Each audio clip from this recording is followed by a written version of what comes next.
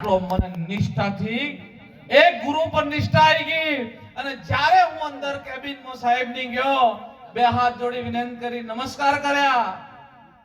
શેઠજી બોલ્યા, ભગવાન કેમ લેટ આવો છે? મેં કીધું, બાપજી સાચું કારણ કહું કે હું જૂઠ બોલું? રાતે ભજનમાં જાઉં છું, સત્સંગ કરવા જાઉં છું. 12 વાગે, 1 વાગે, 2 વાગે ઘરે મોડું થઈ જાય આવવામાં, સવારે ઉઠવામાં મોડું થઈ જાય, આવવામાં મોડું થઈ જાય. શેઠજી ધીમે રહીને કીધું, ભગવાન આજથી તને ભજન સત્સંગની છૂટ. કંપનીમાં નહીં આવે તો ચાલશે, અઠવાડિયામાં 2 થી 3 દાડા આવે તો ચાલશે, પણ તારા કદાચ ભજનના કારણે આ ફેક્ટરીની તેજી ચાલતી હોય તો હું ખબર પડે. સાહેબ બધા મોઢામાં ઓગળા ગાલી જ્યાં આ મારા એકલાનું કામ નહીં કરતો, અનાદિના દાખલા છે. સખુબેન ને જ્યારે ગુરુને મળવા જવાનું થયું, લેમડા બોધી દીધેલા હતા. એ વખત ગુરુના વચને કીધું કે તારે મને મળવા આવવું પડશે. સાહેબ પરમાત્માએ સખુબેન ના જોડે આવીને કીધું, એ સખો તારું રૂપ ધારણ કરીને હું લેબડો બોધું, પણ તું તારા ગુરુના દરબારમાં જા. જેને જેને ગુરુને આપેલો કામ સોંપ્યો છે એના તમામ કામ ગોવિંદ કરવા આવે છે. સાહેબ એટલે તો કીધું છે, ગુરુ ગોવિંદ દોનો ખડા, કિસકો લાગુ પાય, બલિહારી ગુરુદેવ કી જેને ગોવિંદ દિયો. પણ એના માટે શું કરવાનું? પાગલ થવું પડે. શું થવું પડે? પાગલ. અને મારી જોડે ગોળીઓ છે હો, જેને પાગલ થવું હોય તો મને કહેજો, એક એક ગોળી આલી દે, સવારમાં ભોનમાં રહેશો. અને જે પાગલ થાય નીને પરમાત્મા હાચવે. ઘરે કોઈ લંગડો એક પગ ના હોય, એક છોકરાનો બે આંખો ના હોય, અથડો હોય કે પગે લંગડો હોય, અને મા બાપ બાર ગામ જાય અને વારંવાર ફોન કરે તો કોની ખબર પૂછે કે પેલા ભાઈને ખવડાયું, પેલા ભાઈને બેહાર્યો? બીજાને નહીં પૂછતી, ની કેમ ખબર રાખે છે? એ સમર્પિત થઈ ગયો છે કે હવે હું તમારા ભરોસે છું. તમે પણ કાલ સમર્પિત થઈ જાઓ. એ ગુરુ મહારાજ, આ વિશ્વની તમામ સત્તાઓ તને સોંપી દઉં છું, હવે તારા જ સંભાળવાનો, મારા કોઈ લાગો. મીરાએ સોંપી દીધું, કોનુડો દોડતો દોડતો આવ્યો. સબરી સોંપી દીધું. આ તો આજે ગુરુ કર્યા હોય અને કાલે પરસો માગું. આજ ગુરુ બનાયા અને કે ગુરુ મહારાજ કાલે જ પરચો આલો. વિચાર કરજો, એક ભીલ કન્યા, ચા પીજો પણ આ બાજુ નજર રાખજો. એક ભીલ કન્યા માતંગ મુનિના આશ્રમની અંદર સવારમાં 4 વાગે રોજ લાકડાનો ભારો મૂકી આવે. માતંગ મુનિ વિચારમાં કરતા હતા, કોણ બેન છે, કોણ છે આ લાકડાનો ભારો અહીં મૂકી જાય છે. એક દાડ 4 વાગે માતંગ મુનિ બેઠા હતા અને જોયું, એક દીકરી આવી અને ભારો મૂકીને પાછી જઈ. માતંગ મુનિ કીધું, આ બેટા કોણ છે તું?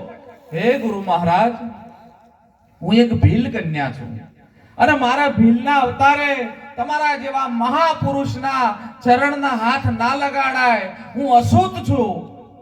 પણ સાહેબ ગુરુ તો ગુરુ હોય. માતંગ મુનિ કીધું, બેટા અહીં નજીક આય, તારું નામ શું છે? કે પ્રભુ મારું નામ સબરી છે. માતંગ મુનિ કીધું, જા સબરી બોલ, આજે ત્યાં મારા હવનની અંદર જેટલા લાકડા આપ્યા છે, તારે જે માંગવું હોય માંગ. અમારે પણ એવું કહેવું છે કે આજે ચુનીરામ મહારાજના પૈસાના ધનથી જે ખવાય પીવાયું, પણ સાહેબ એકલા ચુનીરામનો નહીં, તમારો પણ આ અધિકાર છે. આજે તમે પણ સમય ફાળવ્યો છે, 1 વાગ્યા સુધી 2 વાગ્યા સુધી તમે પણ બેઠા છે.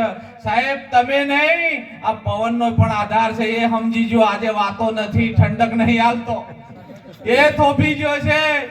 વિચાર કરો, બધા જ ઓની અંદર સપોર્ટ કરે છે, જેમ કે પરમાત્માનું કામ ચાલી રહ્યું છે. ત્યારે સબરીને બેસાડીને ભગવાન માતંગ મુનિ કીધું, બોલ બેટા તારે શું જોઈએ છે?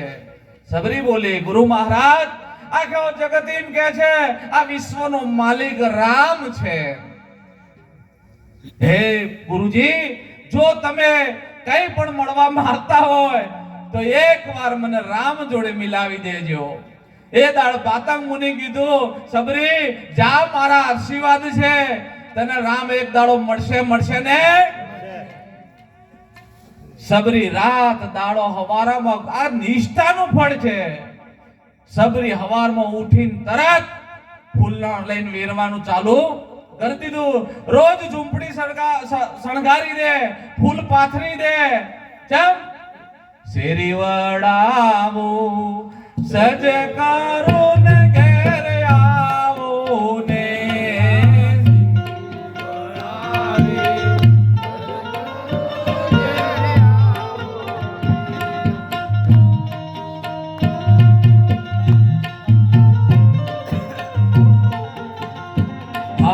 શેરી વડાવો સજ કરો ને ઘેર આવો ને શેરી વડાવી સજ કરાવું ઘેર આવો ને તમારા આંગણીએ ફૂલડા વેરાવો રામજી ઘેર આવો ને આંગણીએ ફૂલડા વેરાવું રામજી ઘેર આવો ને એક દાડો જો, બે દાડા જ્યાં, 4 દાડા જ્યાં, 6 મહિના જ્યાં, 12 મહિના જ્યાં, 50 વર્ષ જ્યાં, 70 વર્ષની ઉંમરના વાણા વહી ગયા.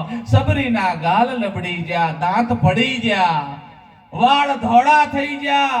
વિચાર કરો, જેને 70 વર્ષ સુધી ફૂલ રોજ પાથર્યા, એ દાડ વિચાર કરતા આજુબાજુમાં હોય. તમે ભક્તિ કરો, તમારા છોકરાને નોકરી ચમ નહીં લાગતી?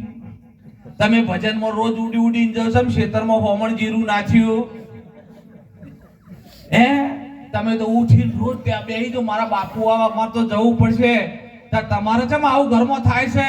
આમાં મેણા મારના તો લાખો મળશે સાહેબ, પણ નિષ્ઠાવાન પુરુષ કોદા ટકે. એ દાડ સબરી 70 વર્ષની અંદર એને બીજી ભીલ કન્યાઓ કીધે, એ માં બંધ કર,